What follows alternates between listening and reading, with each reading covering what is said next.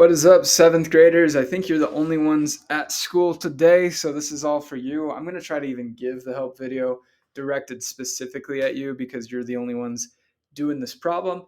But basically, there's two jobs, and I would actually make the starting point. Which of these three things do you want? Do you want AirPods, Jordans, or an iPhone 13? Because depending on which one you choose, it's one job might be better than the other. For instance, job one, $18 per hour straight up, no matter what. Job two, the dollars per hour isn't as obvious, but I'm going to try to break down a couple things for you. If you work 0 hours and earn $45, that should feel weird. That should feel off, and you should kind of be have a bit of pause and say, how is that possible? Here's how it is possible is that sometimes jobs have a signing bonus or they immediately give you money right off the bat just for choosing their job. Employers can do that to try to attract employees and say, look, like, we'll give you money right away. And it's called a signing bonus, um, just to incentivize to get workers to come to them more quickly.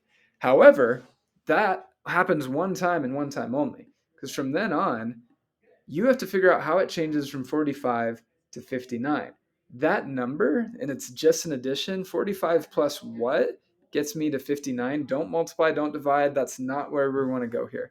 But if you add that number, you find the dollars per hour of job two. Okay? And I'm going to give you this. See how it goes from 1 to 3 hours? Well, 2 hours went by.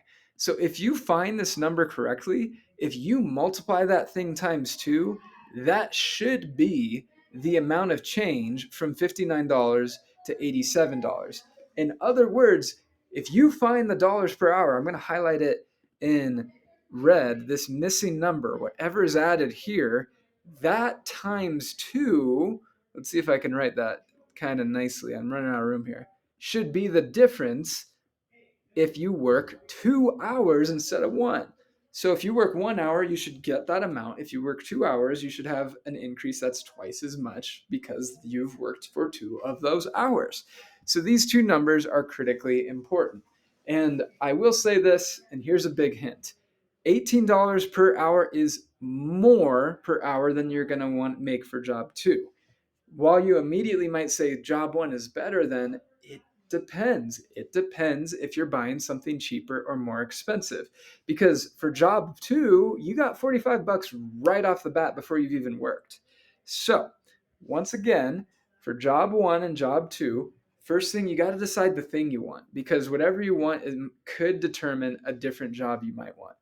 But if I want, say, the AirPods Pro, I should figure out how long it's going to take me to get, just rounding to $250. Okay. And I'm just going to use that as my example. You can use whichever one you want. Please choose the thing you want. And so, at least for job one, let me see if I can scroll down here. I'm going to have to erase these marks. So, hopefully, you guys can rewind if you need them. But oops, that's the button I want to hit. Say if I have job one, right? I know, and you know I love ratio tables. I know, not H for hours. Let's just say, I'll just put the number one for job one. Hours, dollars. I know I'm going to make $18 per hour. In 1 hour, $18. You guys basically have to figure out this. How many hours to get to 250? Okay. And you can kind of use division or multiplication to get here. Job one's pretty straightforward. Now, job two, it is not. You're not allowed to do that straight up, but I am going to give you a big advantage. Job two, you earn $45 right off the bat, right? So I'll say this. Of the $250, if I'm choosing the AirPods that I want to get, I'm going to say this. I don't have to do anything to get that $45. I got that money in the bank the moment I'm there. And so, really, all you have to figure out is how much time you have to work to get to $205, because that's the amount of money you earn each hour or each hour that you until you get there. So I'm going to say this. Once again, I'll put it in like that kind of magenta-ish color that you have to find. If you find this, you just need to figure out using multiplication or division how long it would take you to get to $205 because you already got $45 the moment you start that job.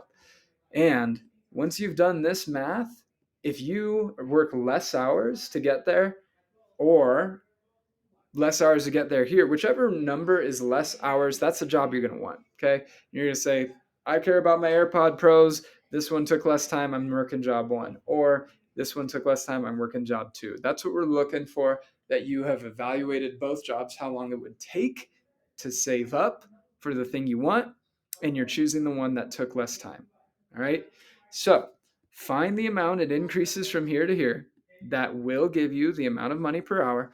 And then if you use some multiplication and division, you can figure out which one will take less hours to get all the money you need for your thing. And once again, you don't have to choose AirPods Pros. You can choose another thing, and that'll change your math a little bit. But the overall idea is the same. All right, good luck. My last video. And then tomorrow, I think you're going to choose your favorite task to write about. But good luck. And yeah, I'll see you guys in the hallways, I suppose.